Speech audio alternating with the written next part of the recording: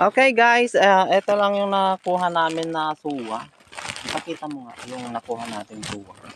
O yan lang. Kasi, kunti lang yung kinuha namin guys.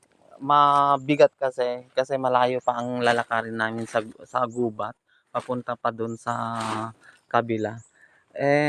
Nagkataon naman na masakit yung paa ko ngayon kasi ginagout. Kaya yan lang muna. Kung gusto nyong kumuha, punta lang kayo dito dito. Marami pang bunga to guys. Hindi namin makuha lahat. Napakadami talaga. Oh. Kung mapapansin nyo, oh, bunga lahat yan guys. Yung mga yellow na yan. Mga bunga lahat yan guys. Oh, ang dami. Oh, di ba? Ang dami. Oh, dito lang sa tuktok ng gubat matatagpuan itong prutas na to. Oh, oh. Oh, di ba? Oh. Ganyan kadami guys yung bunga. Sige ba guys, bye.